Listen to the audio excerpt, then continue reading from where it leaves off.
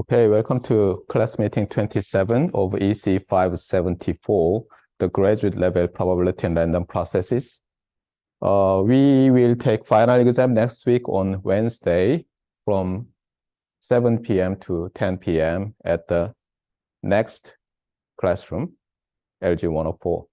If you still have interest in submitting voluntary project, please contact me to discuss the topic. You have to finish this discussion before you take the final exam. Got it? I haven't yet assigned the homework.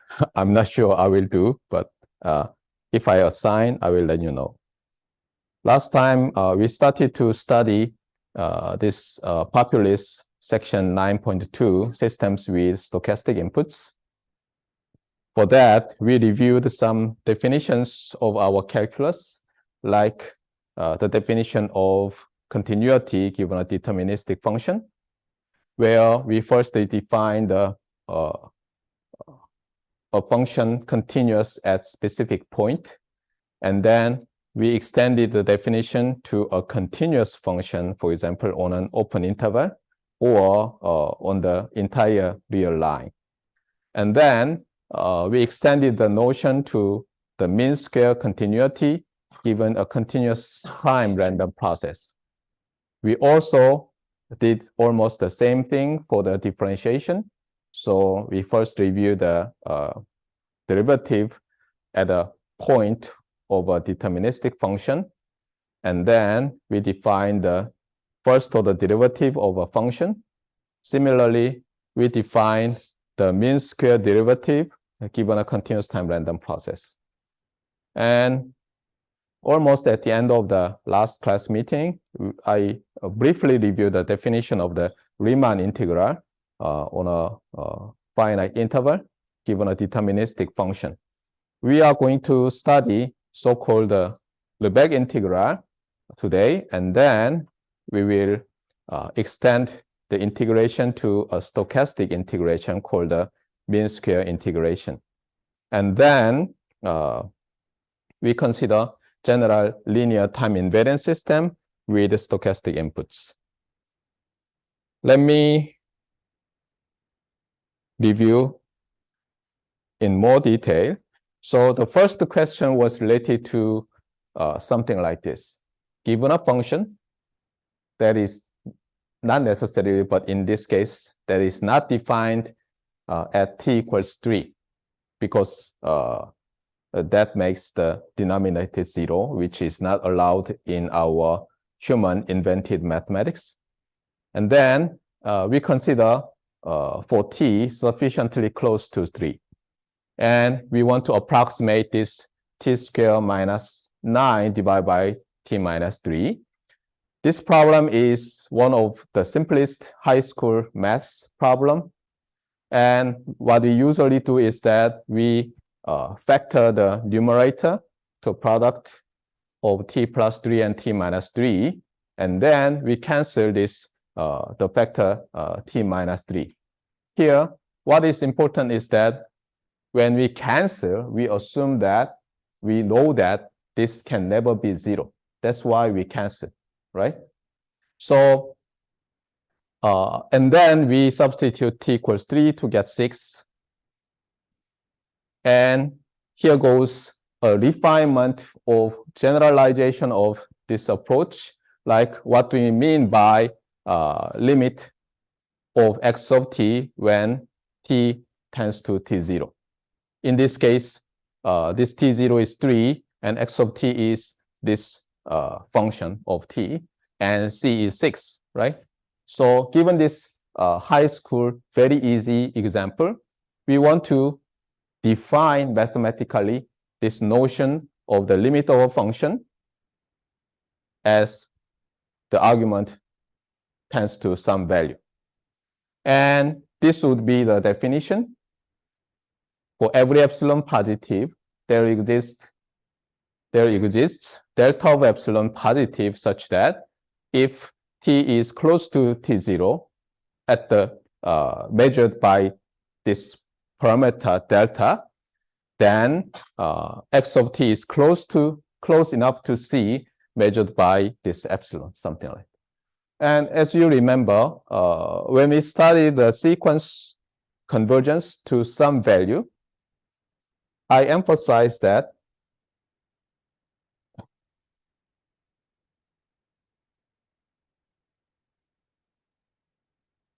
this limit of a sequence an equals a means that for every epsilon positive, there exists n of epsilon in the integer such that n greater than or equal to n over epsilon implies an minus a less than epsilon or less than or equal to epsilon. It doesn't matter, right? So here, what is important is to choose epsilon strictly positive. And it didn't much matter whether you put equality here or not. The reason why we do not put here equality is that consider an equals 1 over n, which converges to 0, but can never be 0. So if you put equality here, you can choose epsilon equals 0. In that case, it requires the an for some n equal to a, because epsilon is 0. And of course, here you must put, in that case, equality. But as you see in this example, you want to say that even if an can never be 0, you want to say an is close to 0. So that's why we do not put here the equality. And in that case, it doesn't matter whether we put equality there or not. So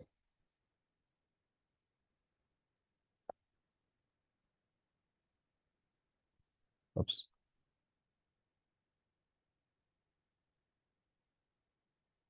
We have kind of this pair of inequalities. And similarly here, we also use strict positivity for epsilon.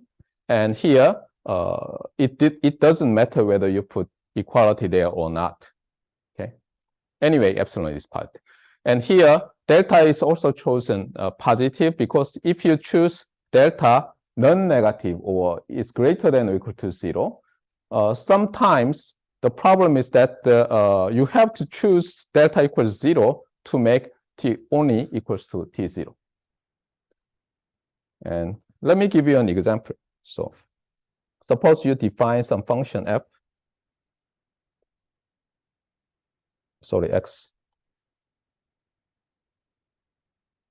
t as t minus 3, t squared minus 9, and you have 0, something like that. T not equal to 3, t equals 3. Okay. Obviously, this function is discontinuous at t equals 3. Now, suppose you allow equality here. And we consider t0 equals 3. Then for every epsilon positive, you just choose delta equal to 0. Then what does that mean? This just dictates that with equality, of course, you only consider t equals t0. In that case, 0 is 0, right? But this function is discontinuous. We want to say that discontinuous at t equals 3. That's why we do not put equality here and there. Got it? Anyway, as far as you do not put equality here and there, it doesn't matter you put equality there and there. Got it? Anyway, so this is our high school problem, and this is a generalization. And in most of the undergraduate calculus textbook does not introduce this first. They directly go to this one. And I really hate that, because it kind of limits your extensibility of your notion. But anyway, so here goes a new definition. X of t is continuous at t0. What does that mean? Here, you have almost the parallel statement. For every epsilon positive, there exists the delta of epsilon positive such that t absolute value of t minus t0 less than or equal to delta of epsilon, then x of t minus x of t0 less than or equal to epsilon. So you just replace c with x of t0. But be careful. If you just study this one, then you cannot solve this problem. Suppose you define sinc of x as sine pi x divided by pi x for x not equal to 0. And then your question would be define sinc 0 so to make this function continuous at x equals 0. In that case, you are not given x of, the sinc 0 that corresponds to x of t0 yet, right? So precisely speaking, you have to define this notion first. You are given a function and you want to find the limit of the function at t0, which means that if c is to be claimed as a limit, then this must be defined first. And then you define the continuity like this. Your limit at that point is the same as the function evaluated at that value. That allows you to think in this way. So x of t is continuous at t0 means that you put this limit into the argument. Then limit t as t tends to t0 is t0. So you have what? This limit equals to the function evaluated t0. So this kind of mental representation or mental model about the continuity requires the limit of the function first, not the continuity. Limit of the function first, and then you apply that to define the continuity. Another thing is that you may interpret this as x is very close to x of t0 for sufficiently small absolute value of t minus t0. Okay? So if t is close enough to t0, you can replace x of t as x of t0. So as an engineer, every limit operation can be interpreted as an approximation. Never forget that. And another thing is this one. So here, we introduce some epsilon other than the previous epsilon, similar, but anyway, you can say that x of t0 plus epsilon converges to x of t0 as epsilon tends to 0. And using the same statement, you may write in this way. Limit x of t0 plus epsilon as epsilon tends to 0 equals to x of t0. This can be another statement for the continuity of x at t0. One good thing is that this can be easily extended to the continuity of function on an interval, not just a specific value. In that case, you can just drop this 0. In that case, the function is continuous at t. So here goes extended definition, not just specific t0, but for all t on a, for example, open interval AB. So x of t is continuous on this open interval AB means that you have this limit true. So limit of x of t plus epsilon equals x of t, x of not t0, x of t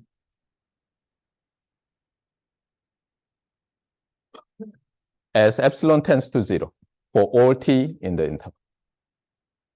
And you may say that, okay, I remember, but why do we need this differentiability, continuity, those things in our study on stochastic process?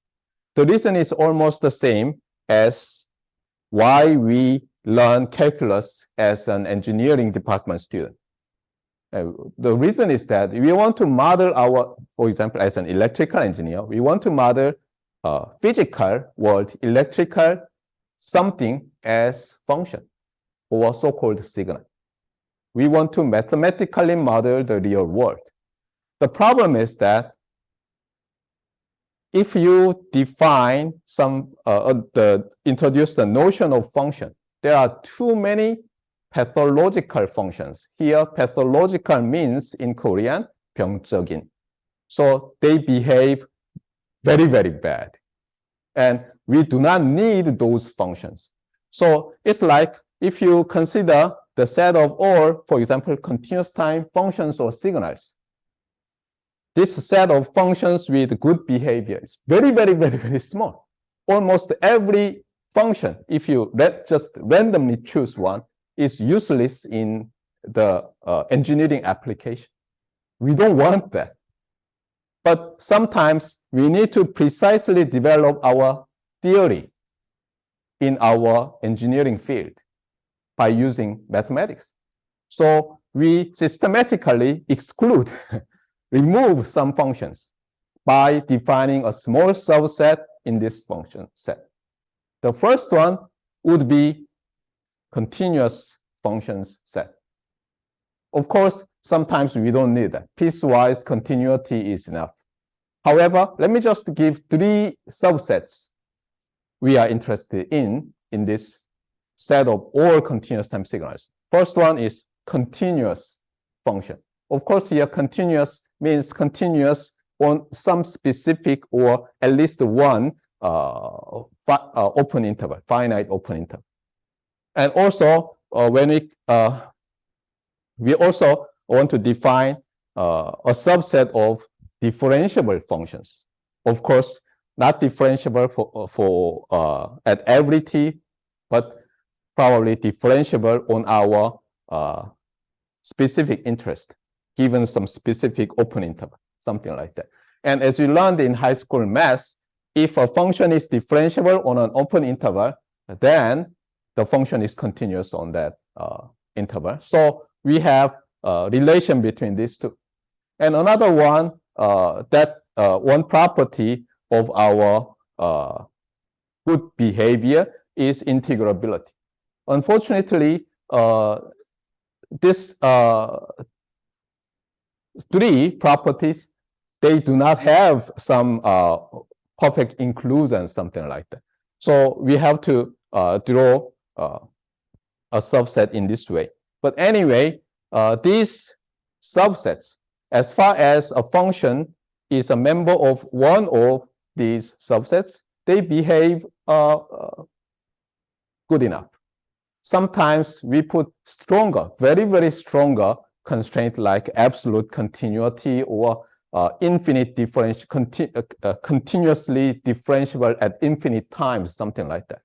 Probably you remember from your undergraduate calculus, when you have a continuously differentiable function, then you can make first order approximation. If you have twice continuously differentiable, then you make a second order approximation by using Taylor series, something like that. So there are, of course, many different subsets in this set, in which in each of the subset you have nice property.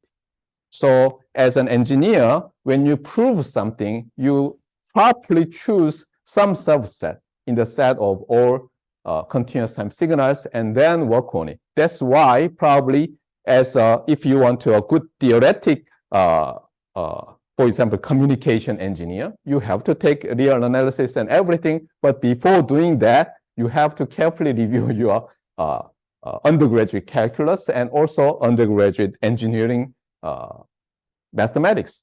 For example, when I took the engineering mathematics, there was a strange definition in this term, strange subset here, like the set of all Lipschitz, all functions that satisfy Lipschitz conditions. And when I read that part, I couldn't understand what does this mean. But if you now view that kind of new notion just as to define a new subset, then you will find some usefulness. Also, when I was a graduate student, I learned some notion of bounded variation. So now you can define a subset where your function, it has bounded variation given some interval, something like that. And then you can develop a theory, or you can find a lot of theorems given that subset, which you can use to prove something useful in your problem. Got it? Okay, anyway, so this is the review. And let's see the pages of our handout again. So the first question was this. Given a continuous time random process x of t, what is the limit of x of t as t tends to t0? And your answer is simple, right? Because if you remember the continuity, then this equals x of t0, and x of t0 is a random variable. So this must be a random variable if it converges.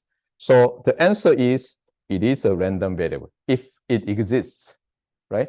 So now, if you extend your notion of limit of a random process at t0 to the continuity of the random process at t0, then you need this idea.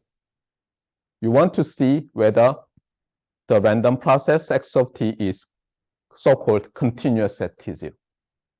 The problem is that this left-hand side can be rewritten as limit epsilon tends to 0, x of t plus epsilon, sorry, t0, something like this, right?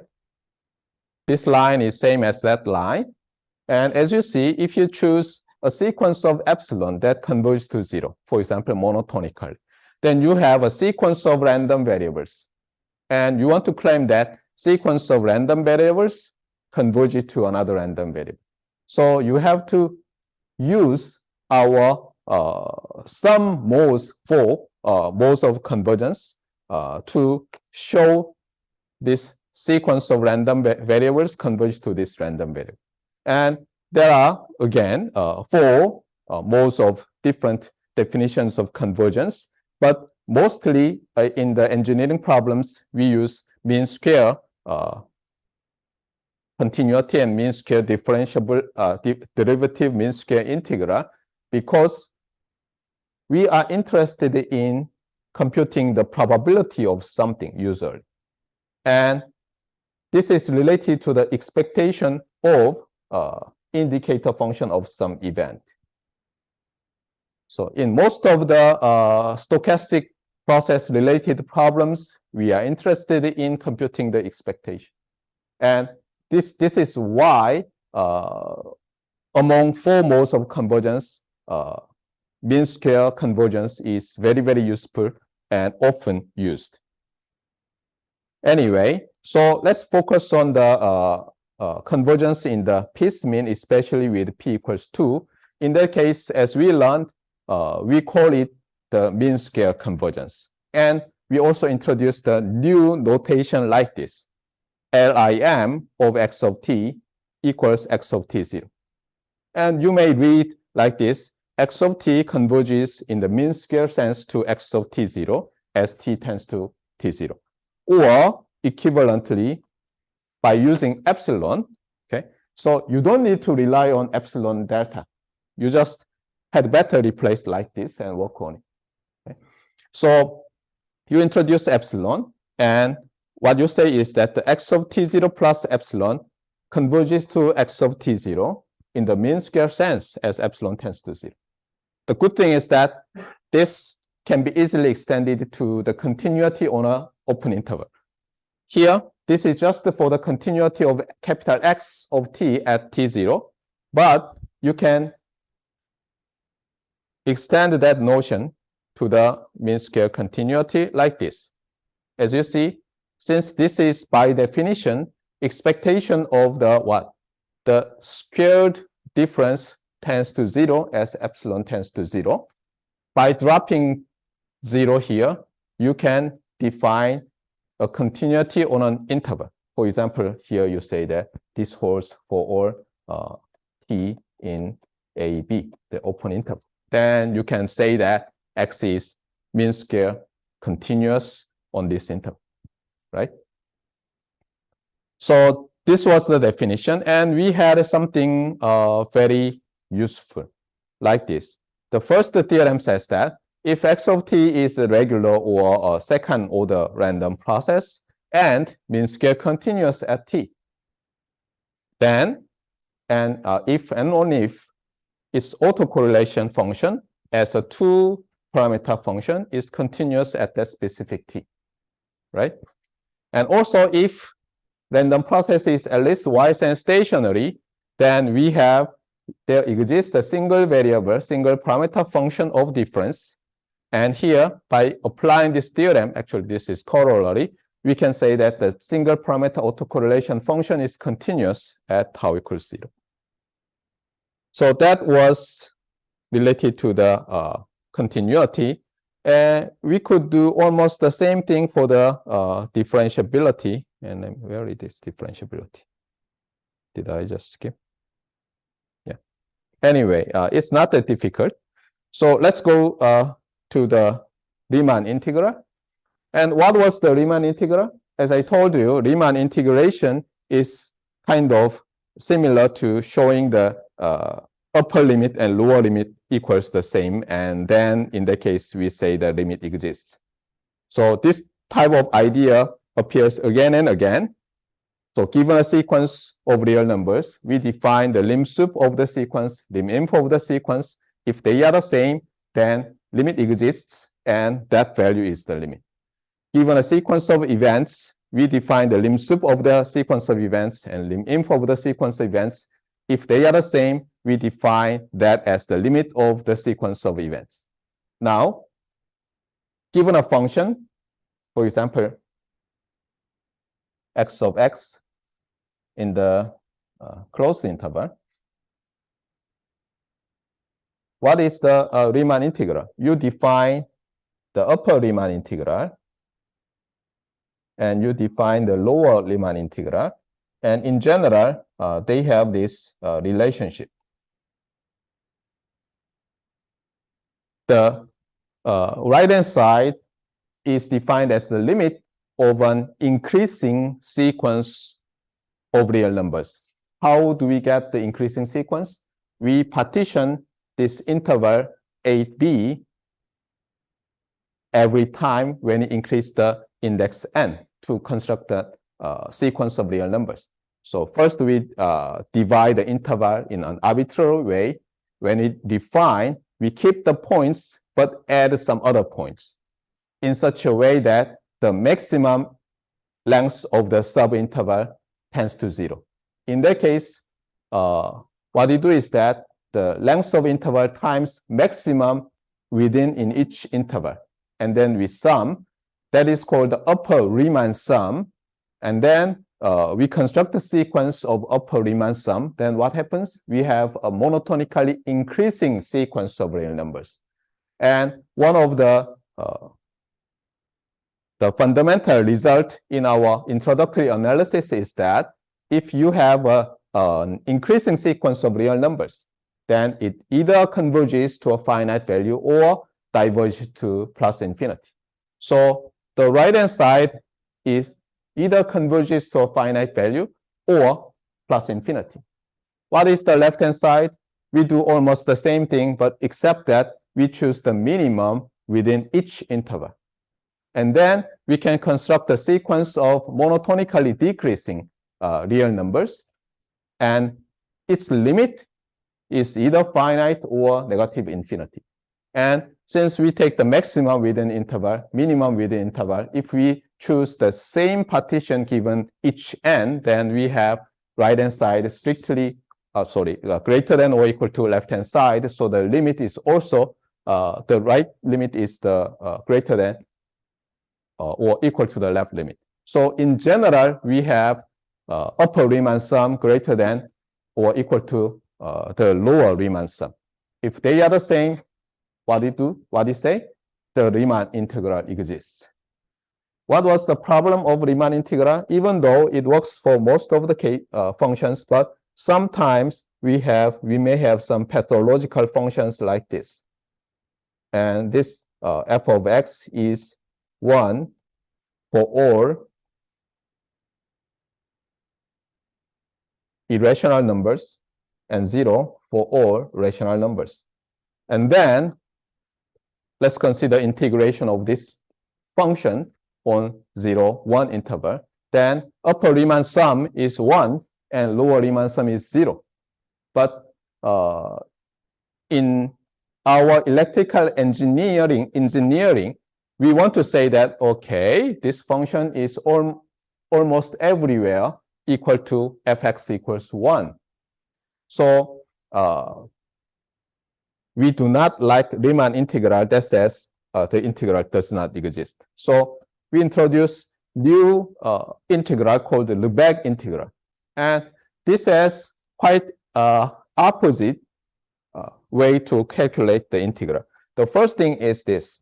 Suppose you have a function to be integrated on a, for example, some finite interval on a real line for simplicity. And what you first do is that you decompose the function as a positive part and negative part.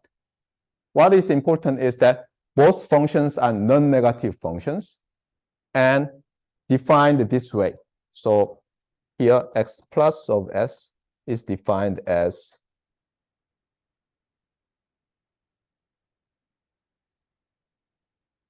just a second. Let me use different just max.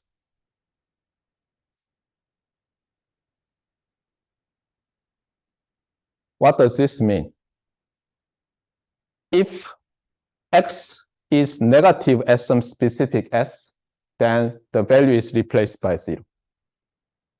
If x is positive, the value is there. So, and also x negative of s is max of negative x 0. Let me give you an example that would be simpler. Suppose you have some function like that. This is x of s. Then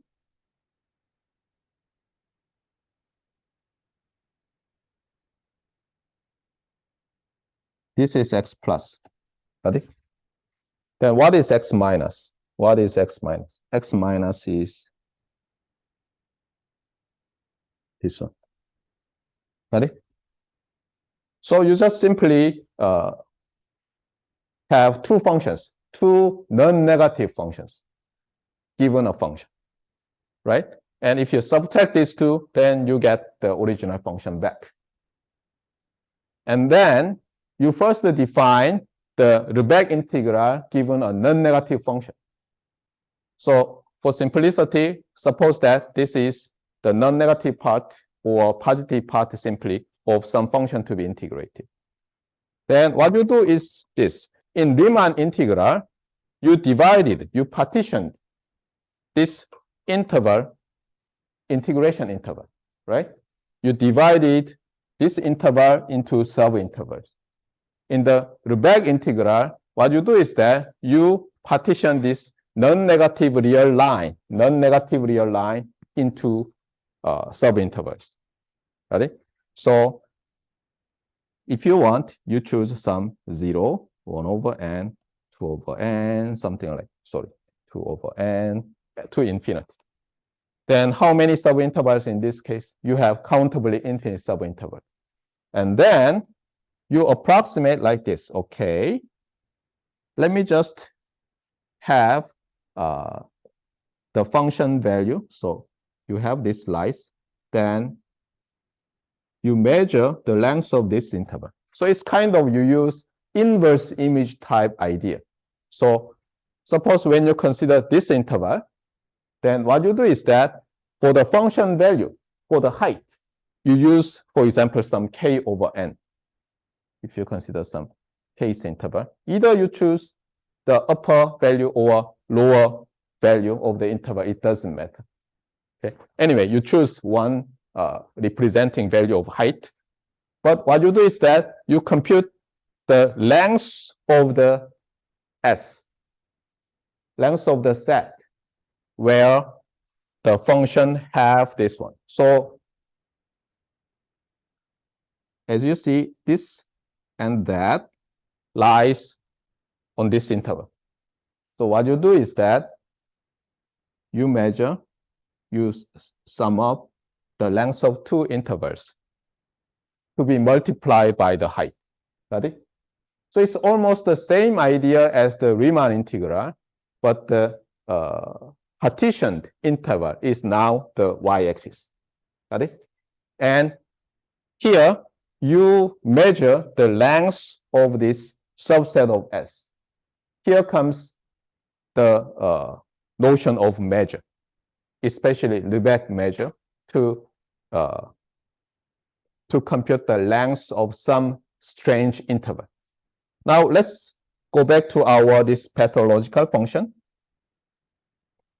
Suppose you have divided this y-axis into countably infinite subintervals, and suppose one of your interval includes this value 1. Now let me ask you, for this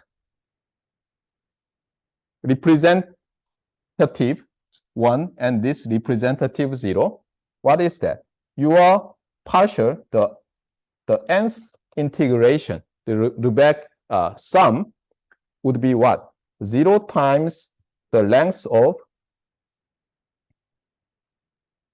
all the rational numbers plus 1 times measure of all irrational numbers, right?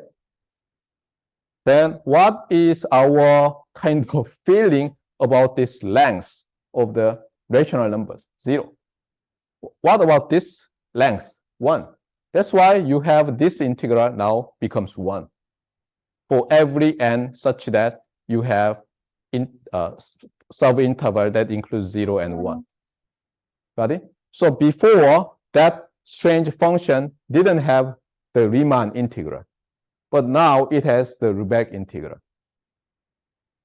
And one important result is that if the function is Riemann integrable, then it is also Lebesgue integrable. But there are many important functions that is not Riemann integrable, but Lebesgue integrable. That's why in engineering problems, even in engineering problems, we love Lebesgue integral. But most of the cases, you don't need this notion. The Riemann integral is enough in most of the cases, because anyway, the reason why we use the mathematics is to model the real world. And there are not many strange cases like that function in engineering problems. We at most have something like, okay, this function is smooth. Let me not accept some periodic time instance. So let me model it as piecewise continuous function or piecewise infinitely differentiable function. It's like you divide the interval into the equal length subintervals, even not the length goes to 0, but you have given that open interval, the function is infinitely differentiable and continuous. If you find the fifth order derivative, then you can find it and it's continuous. If you find millionth order derivative, it exists and also continuous, something like that. And the problem is this. Electrical signal is not a continuous time signal at all, as I once told you. If you consider a smaller and smaller time interval with finer and finer resolution, then what happens? Actually, we have to rely on the quantum physics. It's like electrons' location and motion can only be defined as a time-varying probability density that can never be modeled as a smooth function, right? So there are ranges of physical world where this modeling using continuous time signals works, but there are some reasons of real world where this model never works. So just check whether your model works or not. Got it? Anyway, so let me summarize this Lebesgue integral part. The idea of Riemann and Lebesgue integral is almost similar, but the difference is that it divides the y-axis over the range. The Lebesgue integral partitions the range and then find the representative value at the range, and find the length of domain that corresponds to this value in the range, and then consider the limit. Okay, and it is more powerful in the sense that every Riemann integrable function is also Lebesgue integrable. And now let's extend the idea for the random process. Suppose you have a random process x of t. And what you do is that you choose some finite interval and want to define something like this. What is this? What is that strange thing? Integration of a random process. And there are many, many approaches, but the first thing is this one. Okay. This is a continuous time signal with uncertainty that is integrated. Then usually it will give me a scalar with uncertainty. So this must be a random variable, right? So we can easily get that integration must be, if it exists, it must be a random variable. Then how can we find that random variable? How can we define that random variable? And you may say that, okay, one would be like this. Let me consider each sample path. Okay, so I have some sample paths x, and then consider the integration. Then I have some value, right? And then what would be the histogram of that value, right? That would be the simplest way. So let me integrate and plot a histogram and consider the generation of this random process many times, and normalizing this histogram with infinite realizations. Okay, that would work. What else? This is kind of undergraduate approach to understanding the integration of random process. Graduate approach would be something like this. Where did I put? Okay, seems that is missing. So here is our what?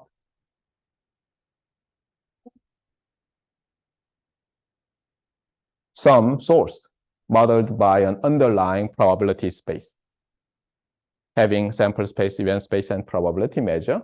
Here goes out the outcome. And then what is a random process?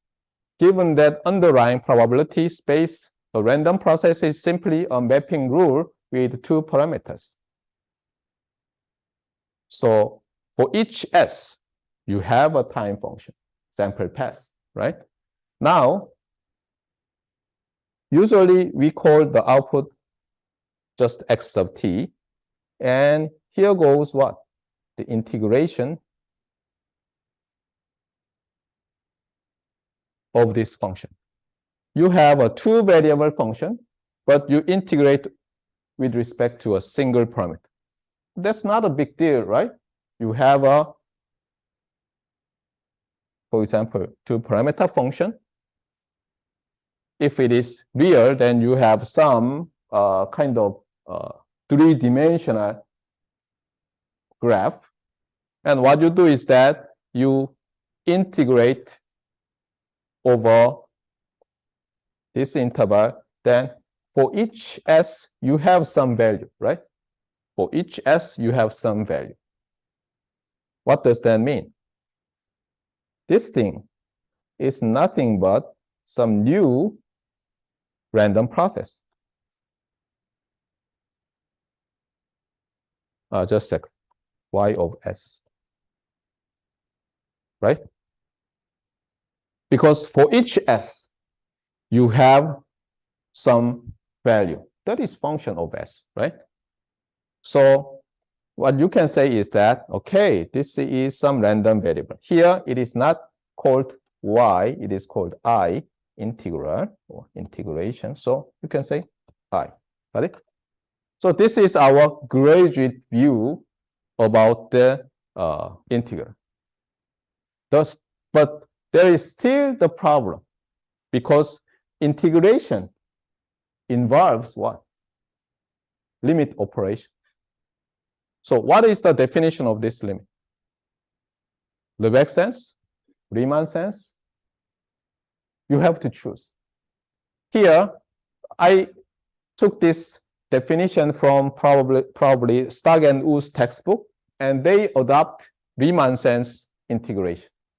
So still they divide the t interval, t-axis, into subintervals, and then consider kind of Riemann sum. Of course, we have to consider upper and lower, but just for simplicity, it is represented by a single sum. And then, since we consider mean square integration, if we claim that this exists and is equal to some random variable I, then in the mean square sense, they must be the same, like I minus the Riemann sum tends to 0 as n tends to infinity. So this is kind of mean square mean square Riemann integral of the random process x of t. And we may wonder that, strange. If this is just a function, the integral, if it is defined as Riemann integral, the integral must be single function of s. If it is defined, if this integral is defined as Lebesgue sense, anyway, we must have single integral, Lebesgue integral. The problem is that given a function of random variables or sequences, what? We have many different definitions. For example, given a sequence of random variables, we may not be able to find the limit in the almost sure sense. Got it? So this Riemann sum may not have the limit in the almost sure sense. That Riemann sum may not have, in some cases, may not have the limit in the mean square sense. Sometimes the Riemann sum may not have the limit in probability sense. Got it? Here, what it uses is that the Riemann sum in the mean square sense, and if it exists, we call that as the mean square integration of x of t. Got it? So this is kind of way to define the integration of random process in the mean square sense. So let's go back to the Venn diagram. So we have defined the mean square continuity, mean square integration, and we may define mean square derivative. How? And it's not that difficult. You just use the definition of the limit of function and then convert it to differentiation. So what do we do?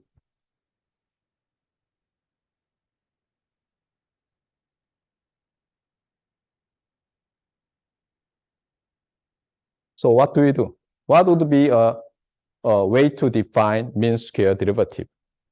Something like this. So derivative is similar to continuity. So we have what? First, differentiable at t0. I remember we've already seen this. So what we do is something like this. t0 plus epsilon minus x t0. And if it converges to something in the mean square sense, that is called the mean square derivative of x of t at t0.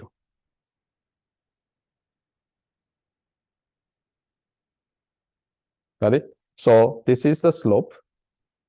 Yes, epsilon tends to 0, something like that. If you drop 0 here and there, then we have a function, mean square derivative of x of t at arbitrary t, something like that. So we have a full set of mean square calculus, continuity, derivative, and integration. Of course, there are other stochastic calculus. And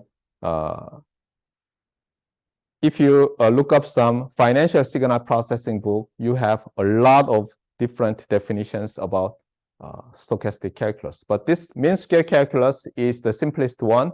And most of the times you will use this as an electrical engineer, sub-majoring in communications and control and radar signal processing and something like that. Okay, now we go to section 9.2 entitled Systems with Stochastic Inputs. As an electrical engineer, we view the physical, electrical something as what? As signals and systems, combination of signals and systems. What is a system? System is a mapping rule of input to output. So this is the basic block diagram of signal and system. You may simply say that a system has input and something that has input and output and mapping rule. So let me just name this as capital M. Then we have equality like this. Here, be careful. Even though we write y of t, x of t, I'd rather say that we have x of t, t in R, equals y of t, t in R. What does this mean? It's not like your scalar is mapped to scalar. It's not. Your signal is mapped to another signal in general. Got it? So there are many mapping rules, not only simply like something like x of t squared or square root of x of t. Not only this, but also you have a lot of complicated relationships. And among them, there is a very interesting small subset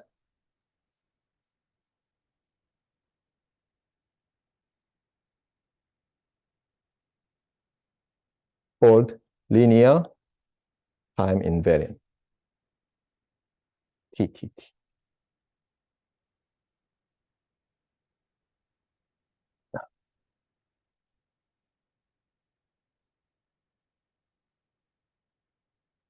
What is linearity? What is linearity? So given a mapping rule M, some input x1 resulted in y1 and x2 resulted in y2. Here, x1, x2 can be any admissible input to the system, not just a specific one. Of course, for specific one, this property must hold, but for all x1 and x2, admissible. What is linearity?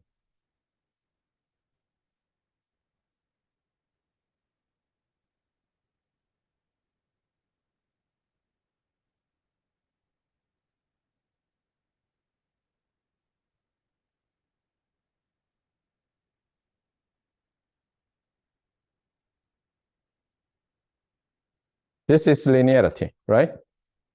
This is the linearity. And you may say that, okay, just we extended the linearity in linear algebra for the continuous system with continuous time signal input and continuous time signal output. What's the big deal, you may say? But here goes something very shocking. What was that? If system is linear, we call it L. So here goes theorem. If we have some relation like linearity, then what? Then there exists two variable function such that what? Output is simply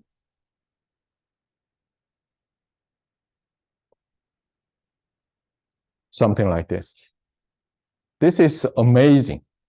So you have restricted you're interested to a small subset of the set of all continuous time systems. Here, continuous time system means single input, single output.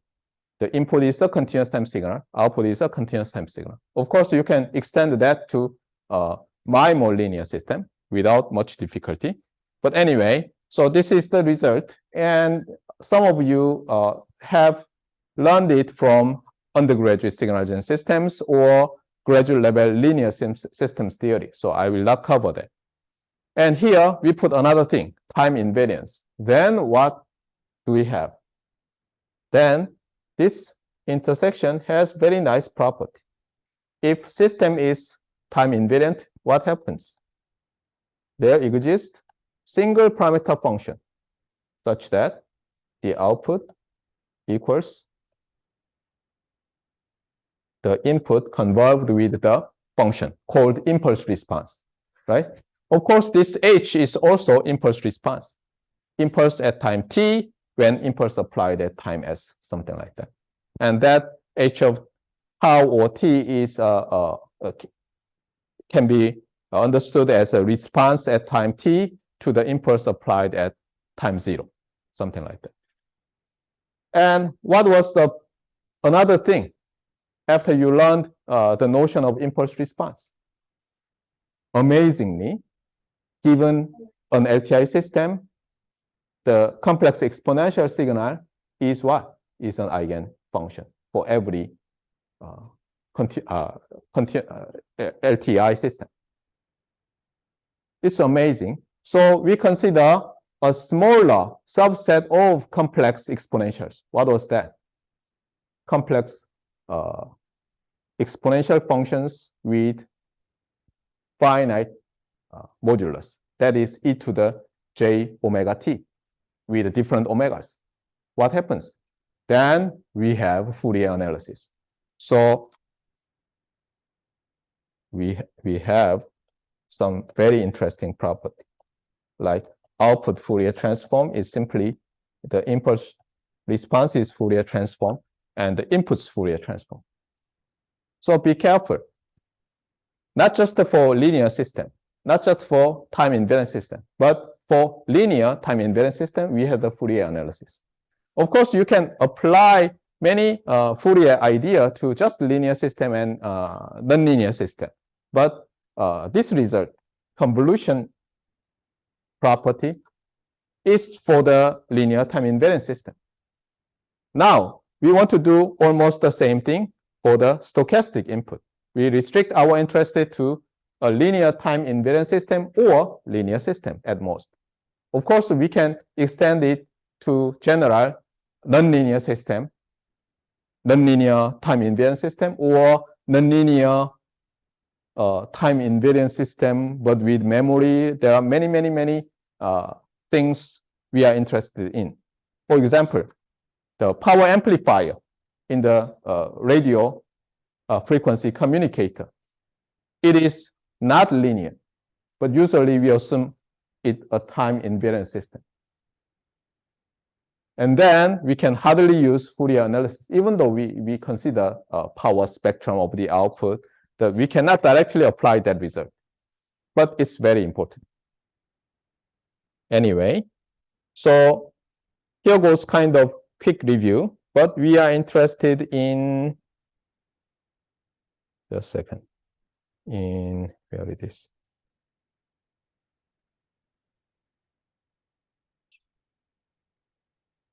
Yeah, something like this. So here you have random process input and you have an LTI system. Then what would be the output? The undergraduate approach is like this. Okay, I have an LTI system. I have a continuous time signal with uncertainty. Then what? I will have a continuous time signal as the output with uncertainty. So output must be a random process. So the response of a system with stochastic input would be stochastic output, right? If system is LTI, then input-output relation will be convolution integral. That's the idea, okay? But you have to be very careful, because here what? You have stochastic integral. And what is that? And you may define that, okay, the right-hand side must be defined in the mean square sense or something like that. So you cannot just say that from this relation, I have that relation, because this relation may involve some Lebesgue integral or Riemann integral, but this must involve some stochastic integral notion. Got it? But often we just skip that part. Okay, I have convolution integral. Now, of course, in the last of the minutes, I will just follow our signal-gen systems idea, replacing x of t with capital X of t. However, whenever I have some integration, you have to remind yourself that that is a stochastic integration. Got it? First, what would be the mean path of the output given an LTI system and a stochastic input? So simply just we replace y with this stochastic integral. And since this involves limit, actually we cannot just simply change the order of the two limit operations. However, in many practical problems, no problem. So what we do is that, okay, under certain conditions, without specifying that condition, we say that let's assume that the order can be changed, interchanged, right? And then we put this expectation to something uncertain, only this one. Now, what is expected value of random process x of t minus xi? That is mean of mu sub x of t minus xi, right? So it's simply the convolution integral between h and mu sub x. Got it? So we claim this. Okay. What if it is y-sense stationary? Then this is a constant function. Be careful. This is not constant. This becomes a constant function.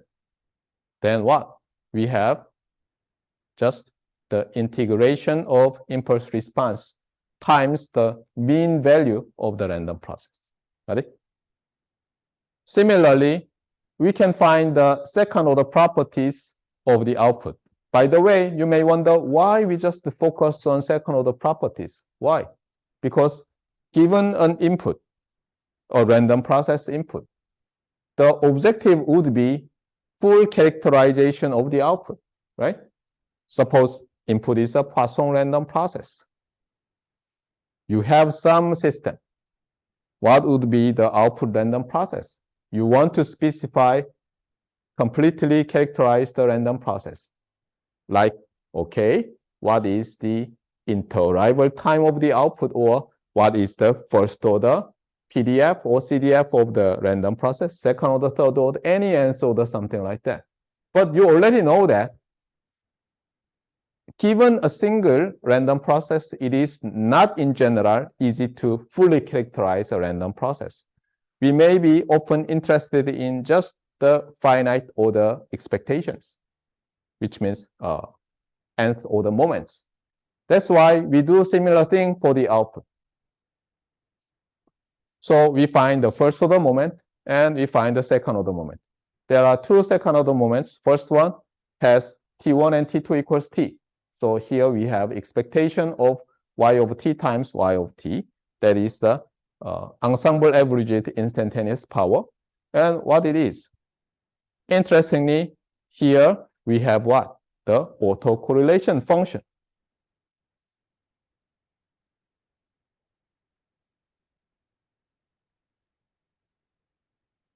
Okay. Of course, if it is a complex value, then we have to use modulus and put conjugation here. Something like that. Okay. If x is y-sense stationary, then this autocorrelation function would be r sub xx of xi2 minus xi1, something like that. So here we have. right? So you compute this double integration to compute the output power. Similarly, you can find the output autocorrelation, and that is quite interesting. So here is the output autocorrelation. I just modified to for this output to include complex valued input. So here you have y of t plus tau and y conjugate of t. And then we replace one of the output, not both of them, one of the output. That is the kind of very old trick. One of the output by using the convolution integral. And then we use expectation of y and x like this. Then we can rewrite this part as r sub yx t plus tau comma t minus j, right? And now it is integrated with respect to j. So what it is, it can be written simply as r sub yy of t plus tau. Just a second. I'd better not say that. Yeah, I prefer this. Let's use T1 and T2. Then after some manipulation, you can write it this way.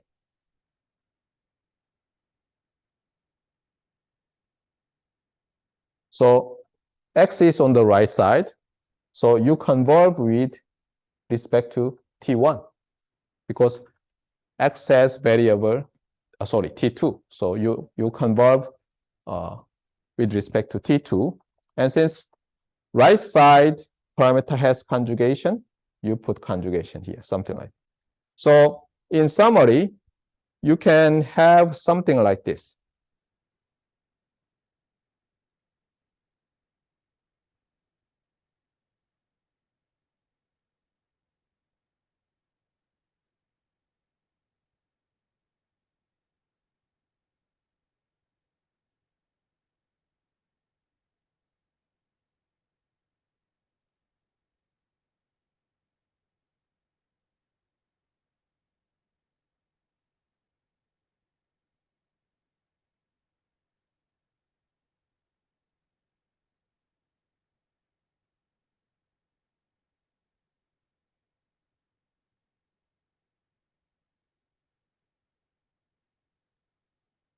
So given the input autocorrelation, if you convolve with H conjugate of T2, then you replace this X to Y.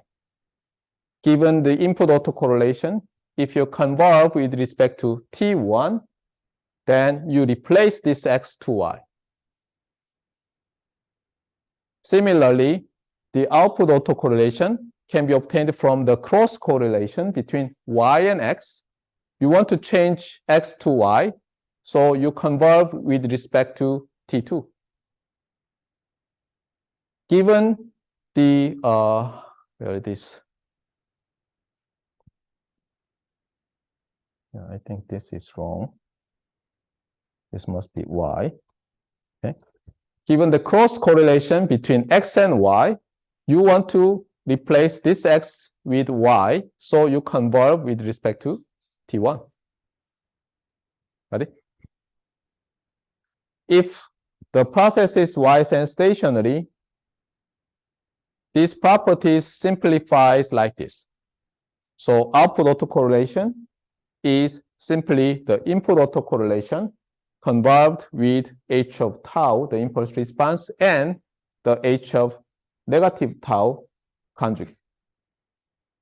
Or you may say that the cross correlation as a single parameter function convolved with h of negative tau conjugate, because you want to replace this x to y, and you have the cross correlation between x and y convolved with h of tau, something like that. These are results you confront many of the times. So let me skip. and go this way. Now, suppose our linear time invariant system can have the input-output relation written in the form of linear constant coefficient differential equation. By the way, let me draw a Venn diagram. So suppose this is the set of all continuous time systems. And here you have linear time invariant systems subset, or if we use the previous one, here is the linear, here is time invariant.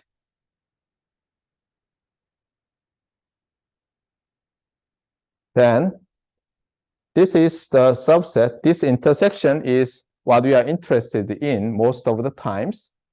And one thing you have to remember is that not every linear time invariant system has input-output relation in the linear constant coefficient differential equation form. There are some of them can be represented. So if this is the set of all LTI, then I better not draw this way. Suppose this is all LTI, then there are some that can be written in the form of linear constant coefficient differential equation. So I better say this way. Okay, so this is this one. Ready? Yeah, something like that. It must be three-dimensional, but anyway. So many linear time invariant systems can be well approximated by a finite order differential equation. And control guys use this fact. So what do? They love Laplace transform. Okay? Because the Laplace transformation can be easily applied to a linear time invariant system, even not the linear time invariant system, but the system whose input-output relation can be written in the linear time constant coefficient differential equation. Be careful. The system whose I/O relation can be written as LCCDE is not necessarily LTI.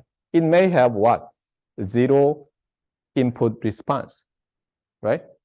Even though you have no input, it may have some transition output. And that is important in control. Anyway, so Laplace transform, unilateral, bilateral, is very, very useful in analyzing the system whose I/O relation given by an LCCDE.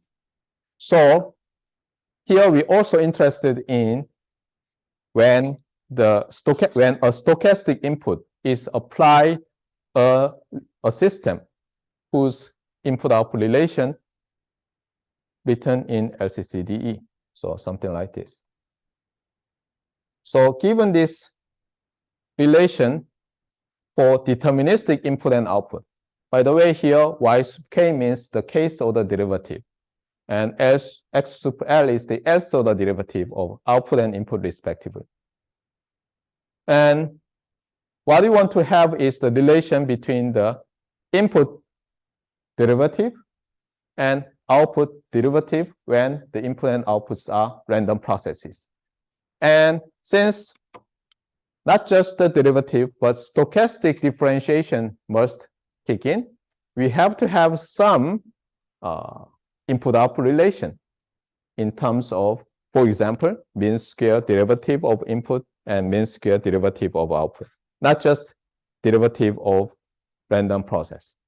Okay, so this situation automatically involves or requires our understanding about the differentiation of a random process. And as you know that, given a random process, it may not have almost surely it may not have derivative in the almost sure sense. It may not have derivative in the mean square sense. Okay. Sometimes, even though it does not have almost sure sense derivative, it may have well-defined mean square sense derivative. And we are interested in most of cases mean square derivative. Okay, let me continue this Thursday. Okay, that's all for the day.